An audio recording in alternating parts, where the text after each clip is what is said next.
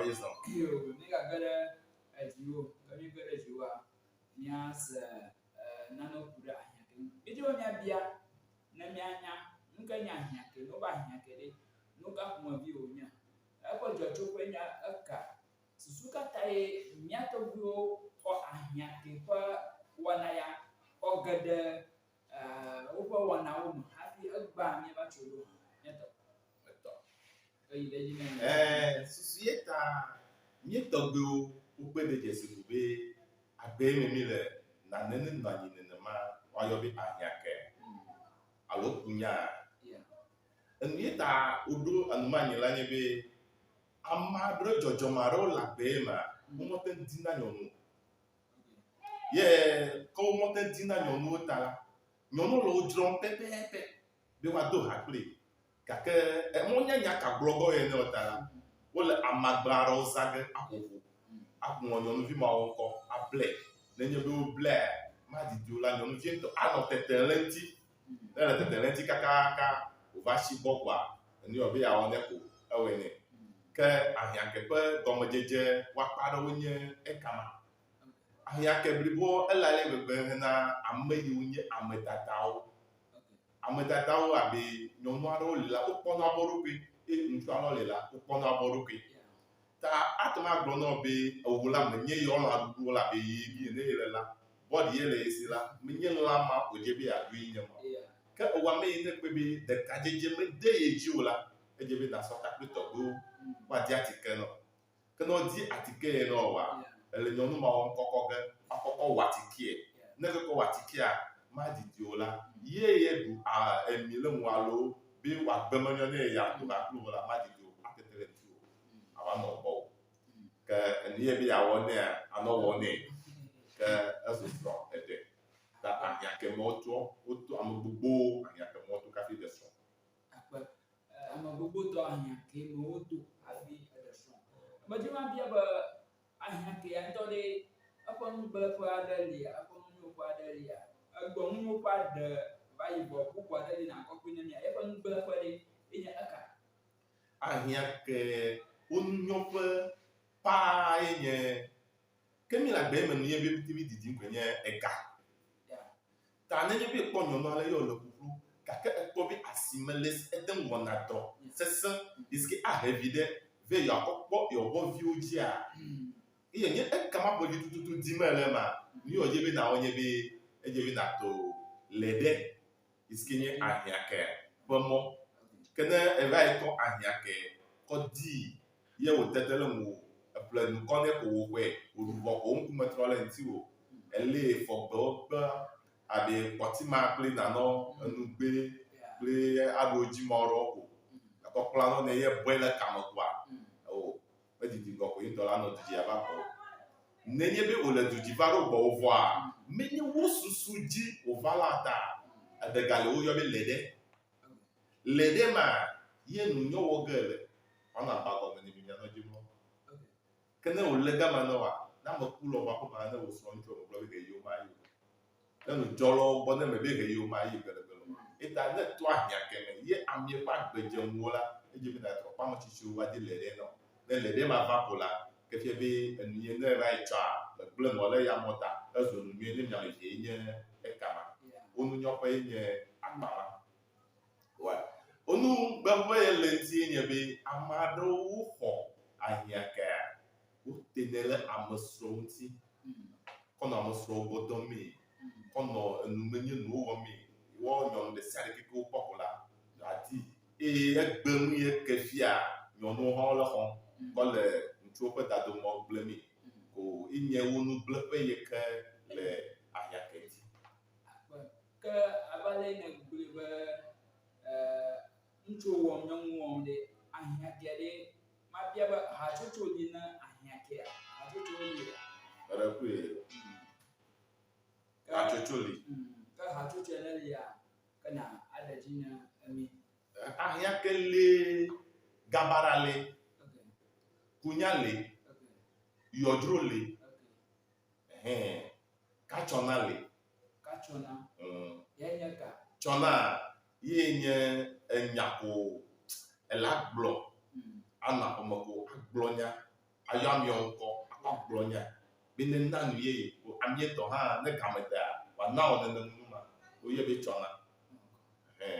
bɔkɔ awu dzabi fifi la ye bɔkɔ akɔfu alo kaŋafu kɔ deme ye me blɛ me si yɔkumi ne yɔkumi nya dzabi fafa gɔmɔ ko keke bi ami ele de be ne gbuglɔ va kɔ ye hã tsɔna wonye eye be nye tɔ be ne tse nu ta ye ta me blɛ la ta ele ava me ta tsɔna ye nye kama ta ahiãke la wo le emɔ vovovo le dzi. Ke ame aɖe anɔ biabia se be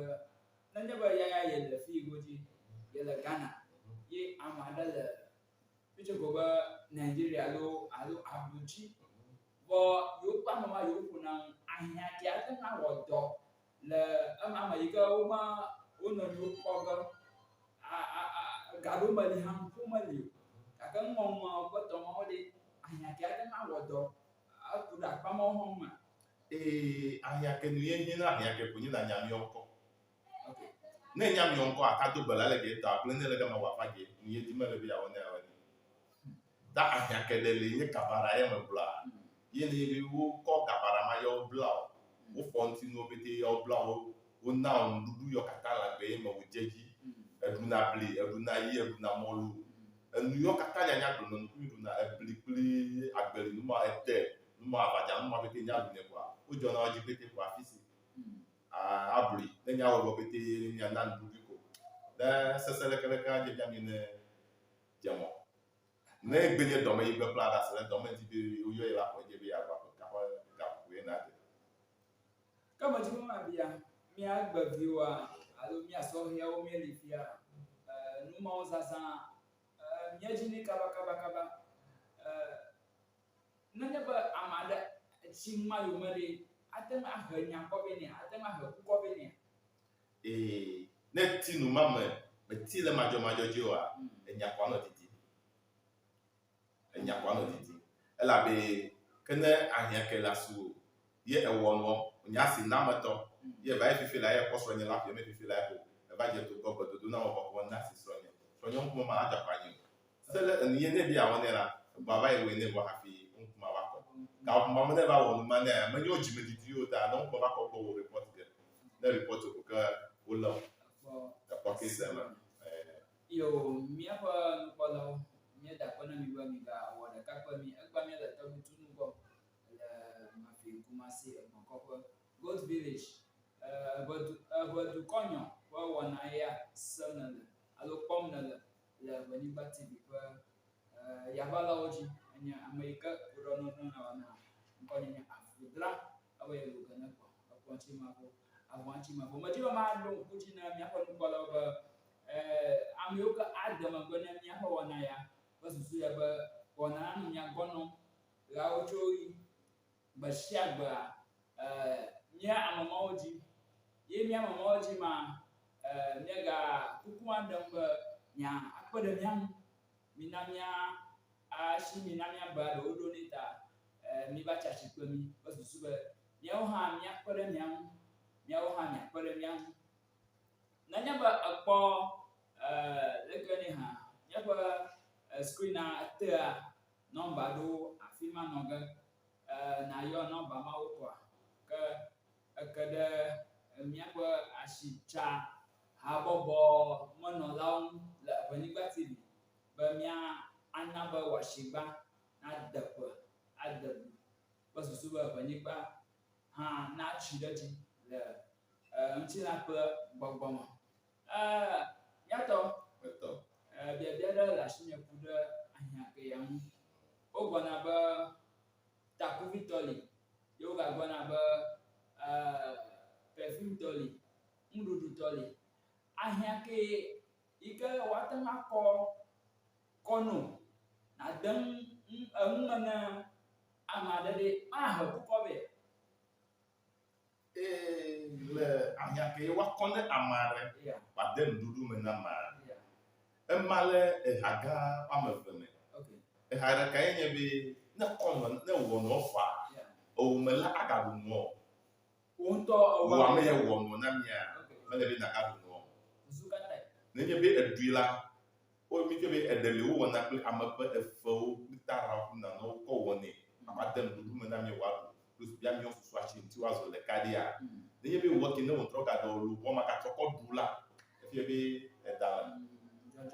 John Seven Blabby Wooten at the Untin one at Tracao. It and the Wella at the Kakamu, what I will be like at the Ulu then in the number. That the Ulu one Mala, and you did when I be Magana, Akasusu, and Buara Pepper.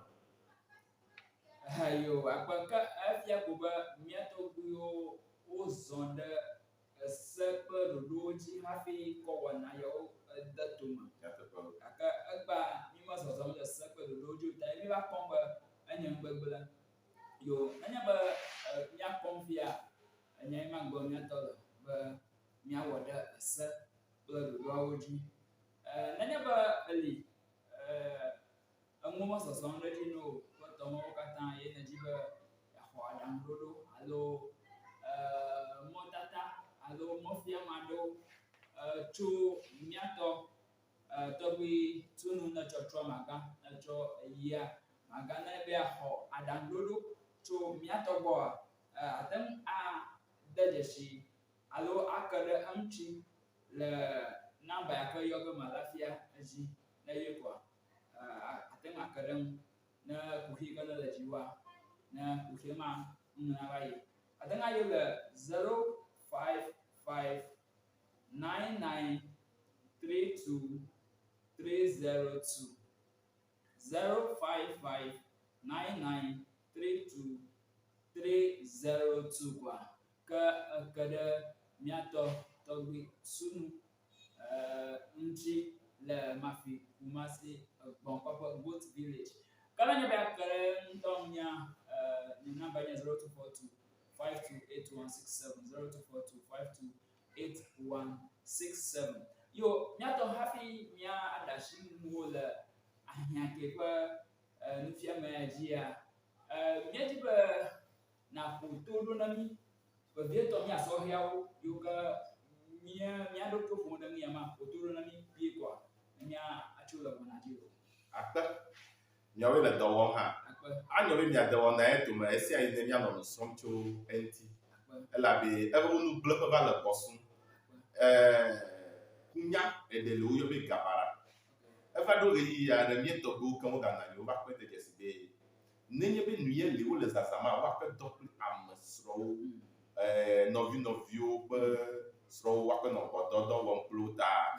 wova ƒonyi kɔ le edzi isike nye gabara la eta amara ke megale Ewenyigba dzi wova da si ne keta aŋlɔ nutome agawɔ gabara woaɖi ne bia ne nɔ wɔna dɔ tsã le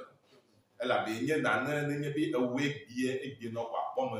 egbe nɔ xɔ akpɔ ŋuti ɖoɖo gake wo mietɔgbewo va de aɖaŋuwo ƒe dzesi be ele nu ye gblẽ ge be efiawo srɔ̃ hã ɖeviwo woanɔ gbɔ dem tɔgatɔ ɖeviwo woanɔ wo nɔewo gbɔ dɔm fofo kple nɔviwo woanɔ wo nɔewo gbɔ dɔm wova da si le enuwo katã ŋuti ta ne me nɔ wokpɔ be gbegble le ŋuti tso mɔ la da si le eŋuti o eke wɔ mi le be ahiãke hã nenye be mele aɖe srɔ̃ ha ɖeke o kɔa